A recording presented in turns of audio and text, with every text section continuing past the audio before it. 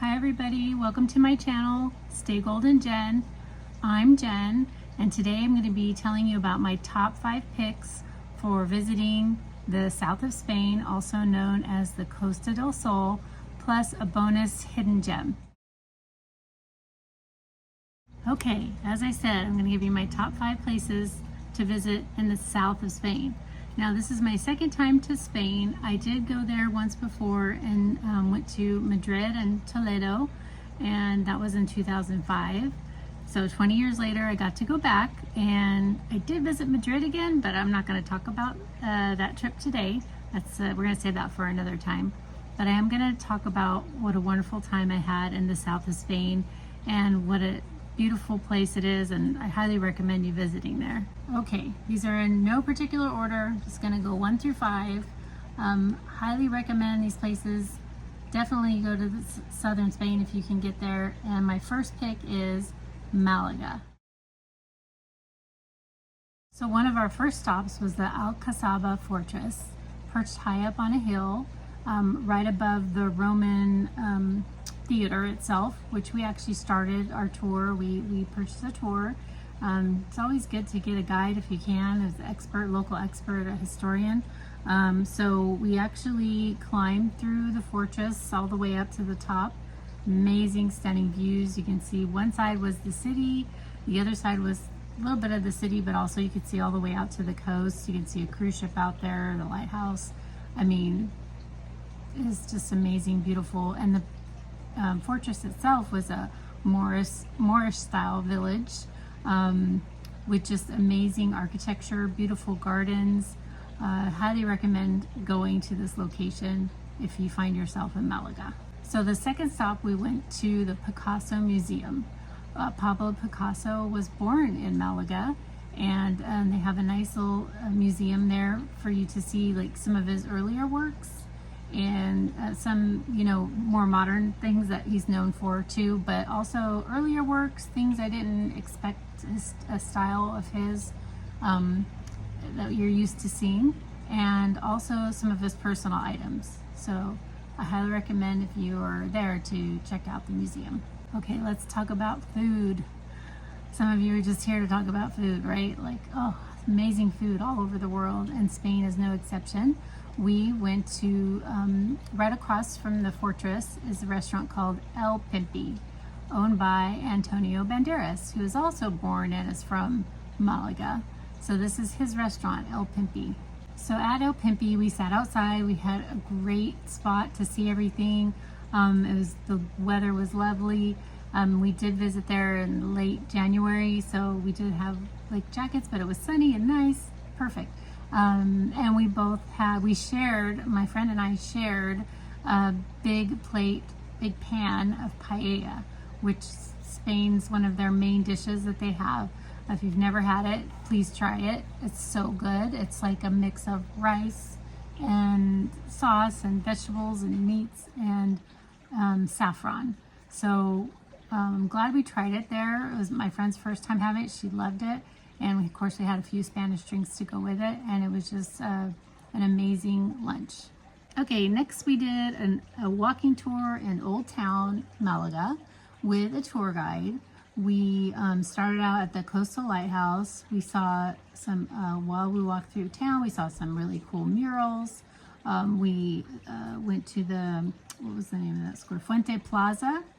That whole downtown area is so beautiful, so clean, so nice. And we also went to the Mercado. Let me see if I can get this right. Mercado Central de Atarazanas. So at the Mercado, it's like a fresh market. It's like a farmer's market. It's so much fresh produce, vegetables, fruit, nuts, olives, like spices, colors everywhere. It was so wonderful. They also do fresh fish, but I think that day we were there, they weren't doing fresh fish. I can't remember. Maybe it was. But, I'm from the Central Valley, where we're in the heart of agriculture, and they had nothing on us. They had so much great produce there. So I actually tried something I'd never seen before, which was called a pine berry. It looked like a white strawberry, and it tasted like kind of like a melon. It had like a melon flavor. So it was really cool to try something new. And the market is just beautiful. So we continued our tour. Our last stop was at the Malaga Cathedral, also known as the One-Armed Lady, because they only built one tower. I don't remember the whole story behind that, so maybe look that up, or just go visit yourself and find out. But that's kind of where we wrapped up the tour, and it was really a wonderful tour. Malaga is a beautiful city. I was really impressed. Oh, how can I forget? We actually ended our day in Malaga with a home-cooked meal. These two lovely ladies opened their house to us and invited a bunch of us over for a meal. And it was just really nice and just so fun to be in someone's home and ask them questions about living in Spain and Malaga, and having a home-cooked meal with like all the fixings, all the Spanish. They had Spanish drinks, desserts, candies, and it was just fun to interact and talk with some locals. It was a great day.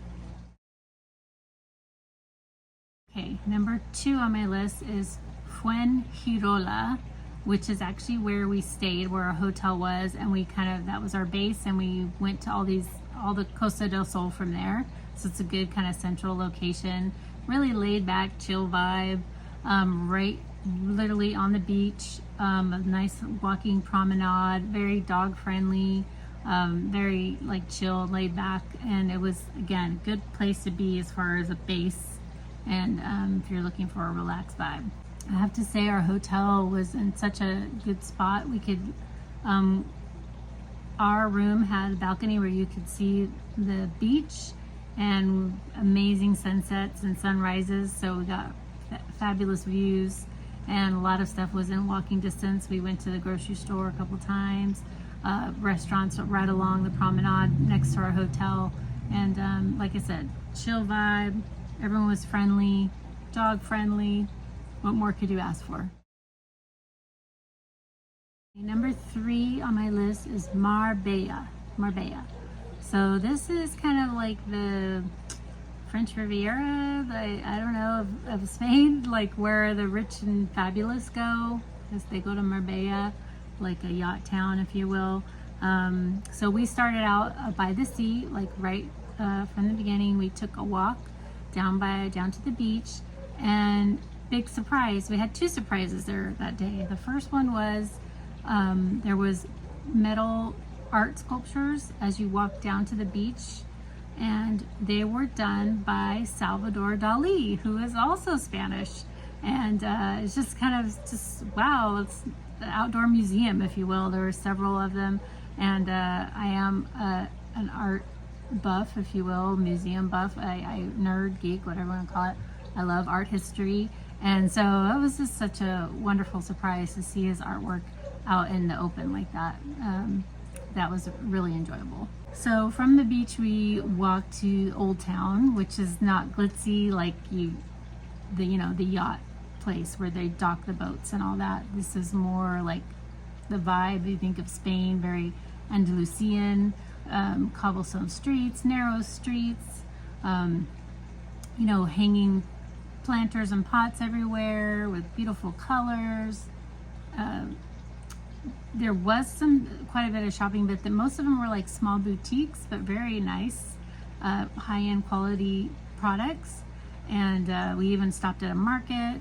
It was just a lovely town to walk through and stroll through and experience. So our second surprise of the day was a dance lesson.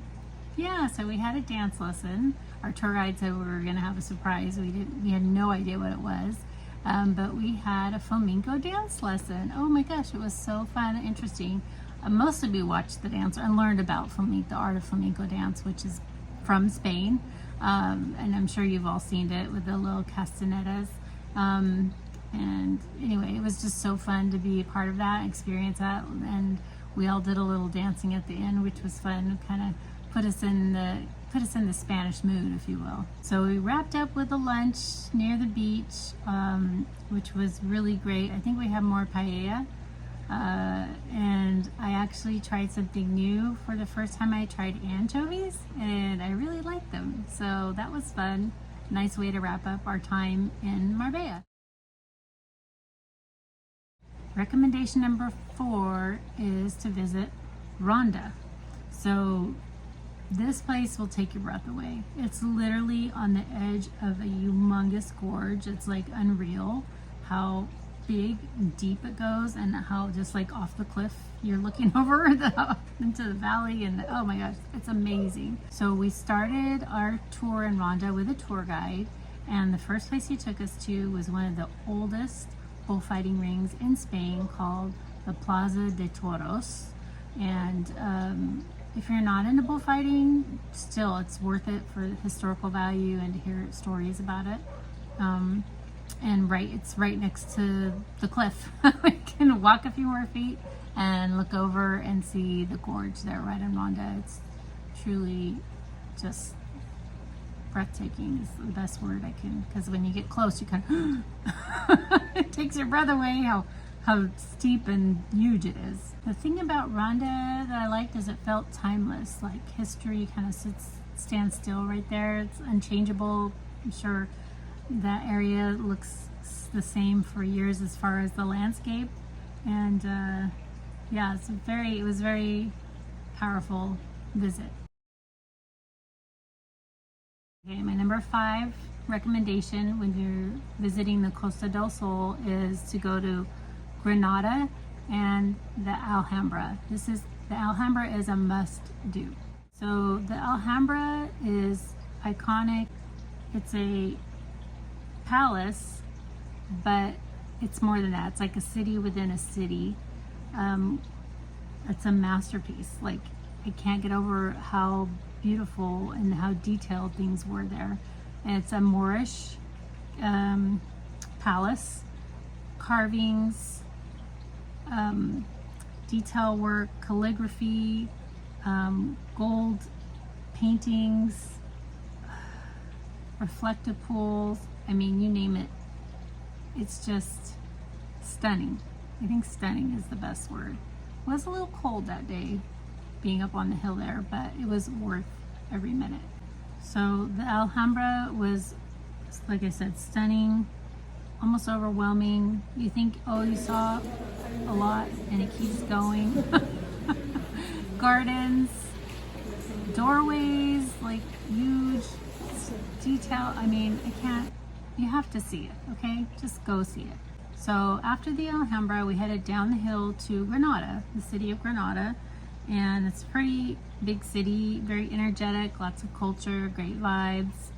We had lunch there. We found a place. We got a recommendation, I think, from the tour guide at the Alhambra, local owned place, and had some traditional Spanish food, along with probably the biggest churro con chocolate I've ever seen in my life. Someone on our tour they gave them 2 of these ginormous things you'll see in the video, right? Like, they ate one, they tried to eat one themselves, and then the second one they gave away to all of us because I don't know why they ended up with the second one, but I think it was they had an extra one, so they just gave it to the guy. I don't know. Anyway, it was humongous. And, you know, hey, if you're going to be in Spain, you gotta have churros con chocolate. It's a must.